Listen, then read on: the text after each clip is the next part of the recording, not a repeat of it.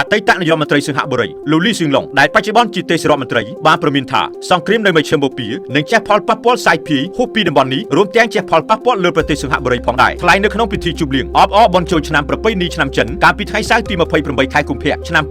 2026អតីតនាយករដ្ឋមន្ត្រីសិង្ហបុរីលោកលីស៊ឹងឡុងបានលើកឡើងថាសង្គ្រាមនេះនឹងធ្វើឲ្យមានថាមពលហក់ឡើងថ្លៃនិងជះផលប៉ះពាល់ដល់ទស្សនវិស័យសេដ្ឋកិច្ចពិភពលោកលោកបានសង្កត់ធ្ងន់ថាសង្គ្រាមនេះផ្ទុះឡើងស្របពេលដែលពិភពលោកប្រឈមនឹងភាពមិនប្រកបប្រជាដែលបណ្ដាលឲ្យមកពីការផ្លាស់ប្តូរគោលនយោបាយពន្ធគយដ៏ចម្រូងចម្រាសរបស់ប្រធានាធិបតីអាមេរិកដូណាល់ត្រាំកាលពីពេលថ្មីៗនេះទន្ទឹមនោះអ្វីដែលជាការកត់សម្គាល់លោកលីស៊ឹងឡុងបានត្រាស់រំលឹកថាសង្គ្រាមបានចាប់ផ្ដើមហើយលោកបានផ្ដល់អនុសាសន៍5ចំណុចគួរឲ្យពិចារណាដូចខាងក្រោមដើម្បីទប់ទល់នឹងស្ថានភាពអាក្រក់ទី1ពិភពលោកក្នុងយុគសម័យថ្មីនេះគឺប្រឈមហានិភ័យហើយរីករាលដាលលឿនណាស់លឿនជាងព្រំដែនទី2ប្រទេសតូចៗត្រូវកសាងសមត្ថភាពការពារខ្លួនពីខាងក្នុងមិនមែនរងចាំការគាំពារឬពឹងលើបច្ច័យពីខាងក្រៅនោះទេទី3បង្កើនល្បឿនអភិវឌ្ឍជំនាញថ្មីជាពិសេសបច្ចេកវិទ្យាបញ្ញាសិប្បនិម្មិត AI ដែលនឹងក្លាយជាឧបករណ៍សំខាន់នៅក្នុងការទប់ទល់នឹងភាពប្រែប្រួលរយៈពេលវែងទី4រក្សាភាពស្ងប់ស្ងាត់និងសាមគ្គីភាពក្នុងសង្គមរួមគ្នាជាធ្លុងមួយព្រោះស្ថិរភាពសង្គមមានសារៈសំខាន់មិនចាញ់ស្ថិរភាពសេដ្ឋកិច្ចឡើយទី5នៅក្នុងពិភពលោកដែលមិនអាចគ្រប់គ្រងបានភាពអាចបត់បែននិងភាពធន់ទ្រាំគឺជាទ្រព្យសម្បត្តិដ៏មានតម្លៃបំផុត